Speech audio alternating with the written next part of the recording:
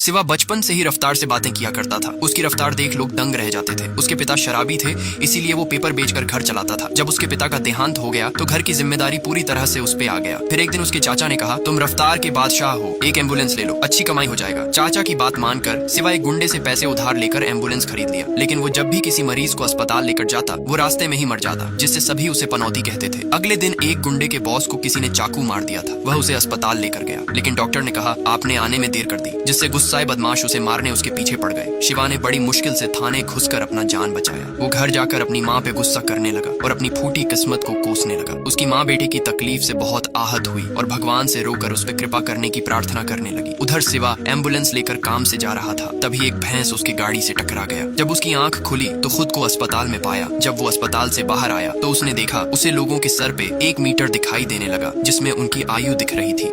माँ के आंसुओं ने यमराज भगवान को हिला के रख दिया। भगवान ने वरदान स्वरूप शिवा को ऐसी शक्ति दी जिससे वह लोगों की आयु देख सकता था। फिर भी शिवा को अपनी शक्ति पे भरोसा नहीं था। उसने अपनी शक्ति आजमाने के लिए एक आदमी को देखा जो 7 मिनट में मरने वाला था। शिवा ने कहा, तुम्हारे जान को खतरा है, थोड़ा संभल कर रहो। लेकिन आदमी ने उसकी बात का विश्वास नहीं किया और गटर में डूबकर मर गया। फिर शिवा अस्पताल गया, जहाँ एक घायल लड़के को लाया गया। उसने देखा उसकी आयु 82 साल है। तभी डॉक्टर ने कहा, आपके बेटे का ऑपरेशन करना होगा, लेकिन बचने का चांस सिर्फ 5% है। तभी शिवा ने कहा, आप टेंशन नहीं लीजिए, आपके बेटे की आयु 82 साल है, उसे कुछ नहीं होगा। जब ऑपरेशन हुआ तो डॉक्टर ने कहा, आपका बेटा अब खतरे से बाहर है। अब शिवा को समझ में आ गया था वो किसी को बचा नहीं सकता, लेकिन वो अपनी शक्ति से पैसा कमा सकता है। उसने एक नेता को देखा जो जोरों शोरों से इलेक्शन की तैयारी में लगा था, लेकिन उसे नहीं पता था कि वो सिर्फ 7 दिन में मरने वाला था। शिवा उस नेता के विरोधी से मिलकर कहा, मैं तुम्हारे दुश्मन को 7 दिन में मार दूंगा, मुझे इस काम के लिए 1 लाख चाहिए। जब 7 दिन हुआ तो नेता खुद मर गया, लेकिन शिवा ने ऐसे एक्टिंग किया कि उसने ही उसे मारा है।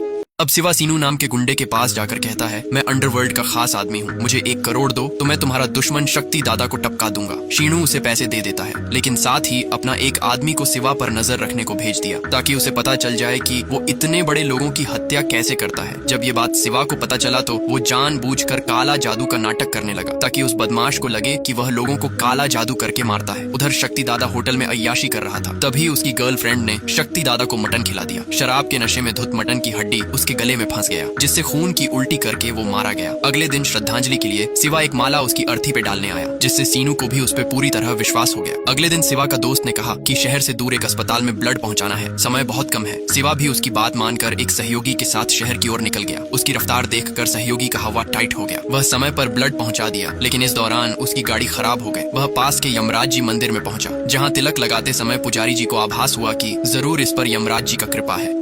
जब शिवा अपनी मंगेतर के साथ सब्जी मंडी गया तो उसने देखा कई सारे बच्चे के साथ उनकी टीचर भी अगले दिन मरने वाले थे। वो सोच में पड़ गया, आखिर इतने सारे लोग एक साथ कैसे मर सकते हैं। जब उसने बच्चे से पूछा, आप लोग कल कहीं जा रहे हो क्या, तो उनकी टीचर ने बताया, कल ये बच्चे MLA की रैली के नृत्य कार्यक्रम में भाग लेने जाएंगे। उसने तुरंत रैली के स्थान का मुआयना किया, लेकिन उसे वहाँ कुछ भी ऐसा नहीं दिखा जिससे इतनी बड़ी घटना घट सके। फिर वो रैली रद्द करवाने के लिए पुलिस के पास गया और कहा, कल की रैली में बहुत बड़ी दुर्घटना होने वाली है। लेकिन सबूत न होने की वजह से पुलिस ने उसे विरोधी पार्टी की साजिश समझकर भगा दिया। फिर शिवा को एक आइडिया आया। उसने इंस्पेक्टर को कॉल करके कहा कि कल मैं MLA की रैली में बॉम्ब ब्लास्ट करने वाला हूँ। ये बात आग की तरह पूरा पुलिस डिपार्टमेंट में फैल गया। तभी कमिश्नर ने MLA को कॉल करके बताया कि आपकी रैली में ब्लास्ट होने वाला है, इसीलिए रैली को रद्द करना ही पड़ेगा। ये खबर सुनकर MLA परेशान हो गया। दरअसल कल की रैली में MLA खुद बॉम्ब ब्लास्ट करवाने वाला था ताकि विरोधी पार्टी को बदनाम करके जनता का सहानुभूति से इलेक्शन जीता जा सके। गुस्से में MLA शीनू को पीटने लगा, क्योंकि उसे शक था कि हो ना हो उसने ही उसका बॉम्ब ब्लास्ट का खबर लीक किया। दरअसल जब MLA अपने साथी के साथ बॉम्ब ब्लास्ट का प्लान डिस्कस कर रहा था, तब वॉशरूम में छुपकर शीनू ने उनकी पूरी बातें सुन लिया था। लेकिन जब MLA का PA ने कहा पुलिस को शिवा ने जानकारी दी थी, तब उसने अपने गुंडों को भेजकर शिवा को अगवा कर लिया। शिवा को लगा उसने MLA का जान बचाया, लेकिन जब MLA ने कहा कि रैली में बॉम्ब ब्लास्ट का प्लान मेरा ही था, लेकिन तुमने उस पर पानी फेर दिया और शिवा को पीटने लगा, तभी उसने देखा MLA चंडी देवी का बहुत बड़ा भक्त है। उसने अपना विवेक का इस्तेमाल किया और ऐसा नाटक किया कि जैसे उसके शरीर में साक्षात चंडी देवी ने प्रवेश कर लिया। उसने अपनी शक्ति से देख लिया था कि उसका एक साथी 2 मिनट में मरने वाला है। उसने उसका फायदा उठाया। ये देखकर MLA पूरी तरह से शिवा पे विश्वास हो गया। वह नाटक करते हुए सबको उल्लू बनाकर वहाँ से निकल गया। जब वो घर पहुंचा तो गुस्से में यमराज जी उसके पास आए और बोले, मैंने तुम्हें इतना बड़ा वरदान दिया था, लेकिन तुम अपने निजी स्वार्थ के लिए शक्ति का दुरुपयोग कर रहे हो। अब चलो मेरे साथ नरक लोक, वहीं तुम्हारा हिसाब होगा।